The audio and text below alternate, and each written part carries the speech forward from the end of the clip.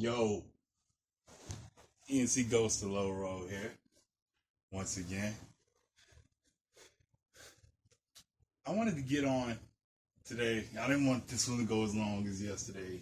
Didn't mean to have no 57-minute long video, but I just needed to get on something real fast. So I'm online doing my little browsing or whatever, and I can't help but notice that I'm still hearing this widespread misconception of they like Xbox has no games. All right, I think when people hear that, back in the day, I used to hear it a lot, and I didn't really know exactly what that meant until I really started looking into the fact that it was like outside of Halo, Gears, and Forza, they used to put that little caveat on it because it was hard as hell to really sit up and knock Halo, Gears, and Forza because they are Halo, Gears, and Forza. That's a tall order for any game out here to try to just take away from you. I would suggest don't do it. Yes, it's a losing fight no matter what. So anyway, outside of all of that, I used to hear this. I've heard this argument many times, and I think they may be trying to get on exclusives. But the thing about it is, exclusives don't do what they used to do in the '90s. See, back in the '90s, you could have a Sonic the Hedgehog on a Sega that would move the Sega Genesis that would sell that console. You would have Mario on the Nintendo that moved the Nintendo. And see, back then, if you looked at the way tech was, you needed exclusive games to move your box because back then gaming was a whole hell of a lot smaller than it is now. We didn't have cell phones that you could just pick up at the drop of a dime and play a video game. We didn't have PCs that you could download like literally any game that you want legally or illegally, and you can sit there and have those games at your fingertip. I mean, like it really is like you can get a mod or anything. I'm sorry, an emulator. You ain't gotta like it, you ain't gotta love it, but it is what it is. It's all there. I didn't see my kids do some wild shit, but yeah. So back then you needed that game hardware, so to speak, to hook up to your television screen, and they had to have a selling point. And those exclusives back in the day was a big selling point. But somewhere around like the 2010s, I would say that started to really shift, and it was a lot faster. PCs was sort of the place to be if you really wanted the game for power and everything, and man, you started seeing storefronts popping up during that decade, I think, and like you had multiple storefronts. You had Epic Games Store, you had Steam, man. Then on top of that, you still had Windows out there, and I mean, Windows is Microsoft. It's the same company as Xbox. Now, you had mobile at that time, was where I said the majority of gamers went. All you got to do is look at Minecraft and Fortnite, and you can see exactly where that big boom originally started. I think PUBG sort of helped kick off a lot of this stuff. But if you really looking at it from the holistic aspect, then those are the games that really took off, and that's where the growth in gaming really began to occur. Now, I ain't throwing I ain't trying to lessen the accomplishments at the time of Nintendo nor Sony, because I know they had consoles out there that sold well over 100 million consoles. You want a round of applause? Here it is. There you go. Good job. Now, but it's hard to sit there and try to applaud that number when you're talking about, as Phil Spencer has mentioned in the past, billions of gamers. And there's a whole lot of gaming companies compared to back in the 90s and the early 2000s, to the point where it's just not the same game anymore. And now if you really want to be able to compete in those areas as well as the console space, I would argue exclusives would be sort of counter to probably what you're trying to achieve. And I know that shits in the face of everything gaming media's been telling you for years, right? Like the PS4 won the generation off its exclusives, right? That's what we kept hearing.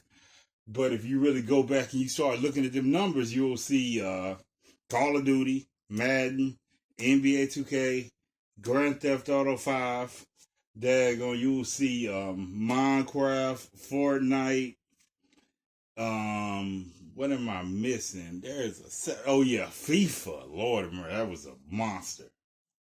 And I mean, you go a little bit deeper, you'll start seeing even Roblox pop up on that damn list. And I'm just like, there's a few outliers here and there, games that did some big things or whatever, these single player games that everybody try to act like was the bread and butter that made PlayStation great. But I would argue around that time also the Call of Duty licenses, I mean not the licenses, but the marketing rights switched at that time too. And if you go on your average PlayStation gamer's house, it's already tell you this, but and this is also your average Xbox owner as a matter of fact, which I understand Xbox had a big time boost on Halo, and there was one point in time where the Halo community was probably bigger than that COD community, but I don't think that lasted very long. But I'll definitely say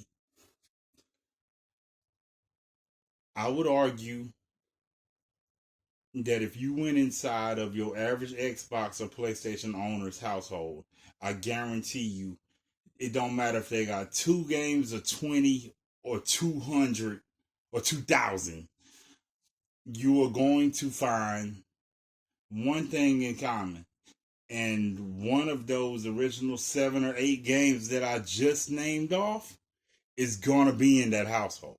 And it don't matter if they just buying 2 or 3 games a year. I guarantee you, you are going to find one of those 7 or 8 that I listed off in there to this day. That's a fact. You rarely will ever walk into the household of anybody who just has like maybe 1 or 2 consoles, or they just buy a few games a year. I guarantee you those are the games that most people are looking at. I didn't I ain't even gonna get into it too deep. But I'm gonna say this. Exclusives really don't move the needle no more. There's a lot of options out there. Now, you don't even necessarily gotta look at the game that comes in the box. Tell me how there are 65 million PlayStation 5s out here in this world. Every last one of them came in with a packaged in version of Astro Bot. Now, out of that 65 million PlayStation 5s out here in this world, how the hell does only 2 million people know about Astro Bot or got that game? It ain't the original pack-in tech demo, I get it. But you would have thought that since that was the pack-in game, like say Sega, like Sonic and Mario used to be back in the day, that most of the fans that had PlayStation would automatically tie Astro Bot to the PlayStation. But this is what the reality said, and most people probably just learning what the hell Astro Bot is for real. Numbers don't lie. But if you turn around and you look at them charts, every year, with a few exceptions, you will see the Call of Duty from the previous year and the current year, which the current year only usually has about 2 or 3 months, to really be out there in the wild. Now tell me how the hell that game's either number 1 or number 2 of the top selling games of the year. And the one from the previous year is still on that list.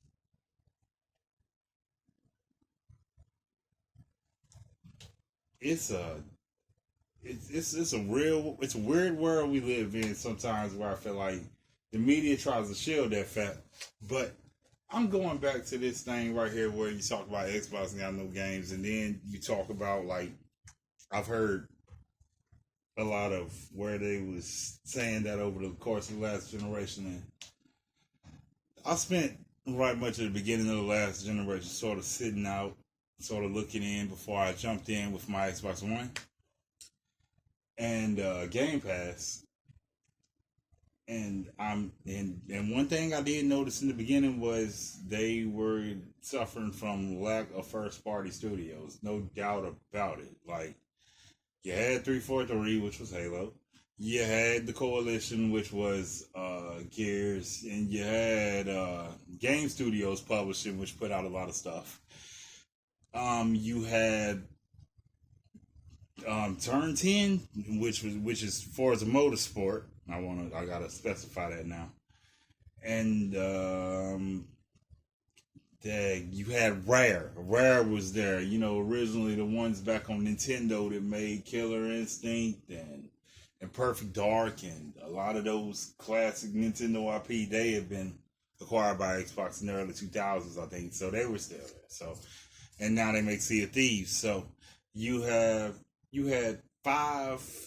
You had just maybe like five studios at that point, and I believe they picked up Mojang around like 2014, 15, Minecraft, which was Minecraft, and despite what a lot of fans say, talk about, you know, they were already successful. They kind of was, but you gotta also realize on the Xbox they have doubled their user base, like 300 million people got that game. It's insane how. It is insane how many people play Minecraft. It really is. The success of that one game is mind blowing when you really start to look into them numbers. But like I said, once again, that's not the reason I'm here.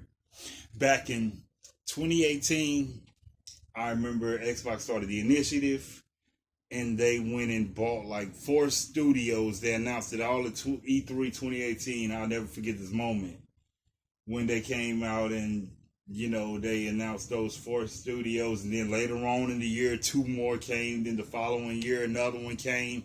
All of this is before they go and pick up Bethesda ZeniMax, and then before they get Activision Blizzard King, which is a whole nother animal now. But if you want to look at those studios alone, then you can say that would have been wrapping up the Xbox One generation. So the Xbox had a lot more first party content than a lot of people was giving it credit for. And one thing that I don't think Xbox did a good job of was putting that out there, that content became first party content, and they put that content in Game Pass and Game Pass Ultimate. And that, you know, and that content does not leave that subscription service. Those games, the legacy content that those studios have that has been modernized or had a backwards compatible version already working, all of that stuff is in Game Pass Ultimate. If you haven't seen it before, I highly encourage you to go check it out. I found some very rich games just going back through that catalog and tracking down those studios and their work. Like, it is really made an impact on the games that I play now, and some of my favorite franchises is in that catalog now. I just ran into Wolfenstein. I'm like, good Lord. Wow. It's incredible how hard that game is, and at the same time, that game is just, it's crisp. You get, it don't miss. It just don't miss. Some of them studios, I don't think they've learned how to make a bad game.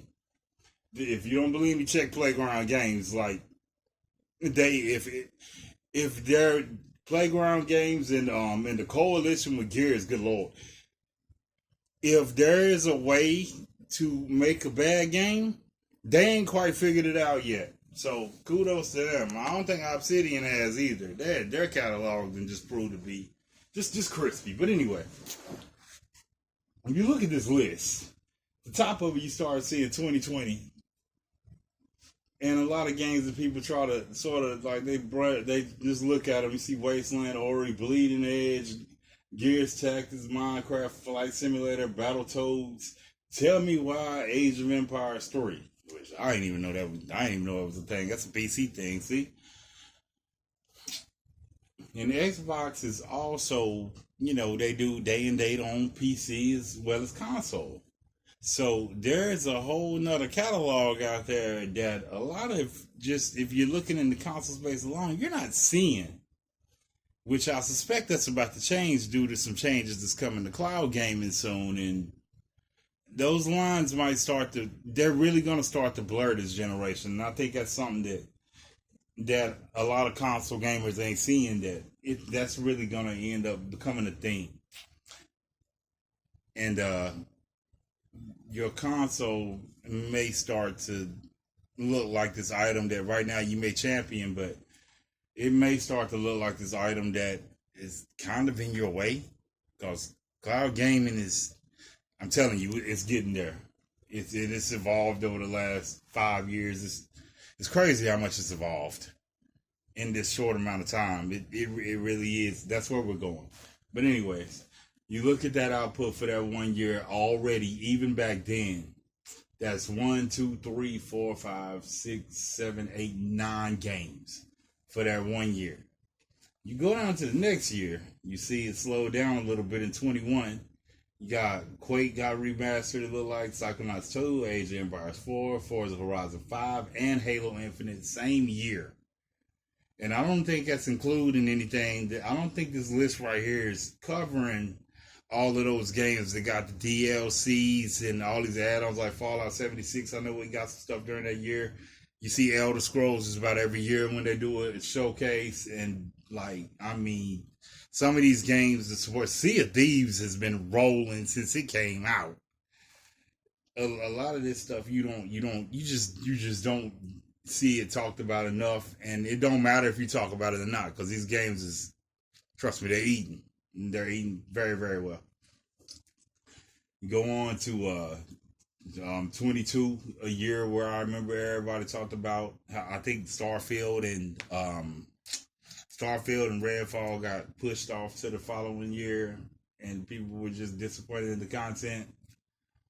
Well, you know, they also had some releases that year, I think, that came exclusively to the PS5 that year. But once again, this is still Xbox first party flexing their muscles. They got it like that.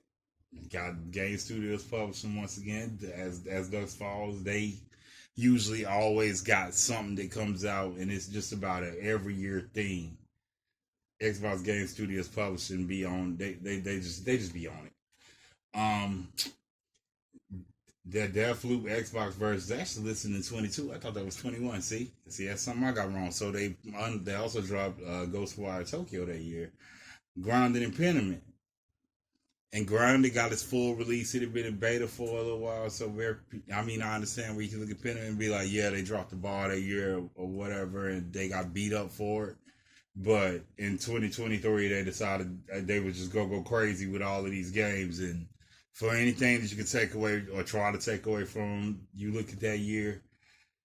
I mean, I think I counted 11 at one point. 1, 2, you got Hi-Fi Rush, GoldenEye, Age of Empires 2, Ghostwire, Minecraft, Redfall, Quake 2, Age of Empires 4, Starfield, Forza Motorsport, Call of Duty, Modern Warfare 3, and Killer Instinct. That's 12 games. That means they could have got one game a damn month for every month for the year. I'll put it like that. It's stupid. All of these acquisitions, you got to keep in mind, this isn't just coming to the console. This is console, this is PC, and this is cloud, which was already a thing. This is across multiple devices. This is also the Game Pass subscription. This is all boxed in with all of that legacy content I was telling you about. And this crazy year also gave us something else, to showcase and let us know there was a lot more coming. And they just ain't hit the brakes on this animal of content that they got ever since. And this thing keeps going. And I ain't gonna sit here and read all of this out, because let me see if I'm counting this thing right. 1, 2, 3, 4, 5, 6 from last year. Then 7, 8, 9, 10, 11, 12 with this year. So once again, between the next 2 years, they had enough to give you a game every 2 months. This is the amount of content that they have, and I just want you to understand. There was a recent thing that came out, I think,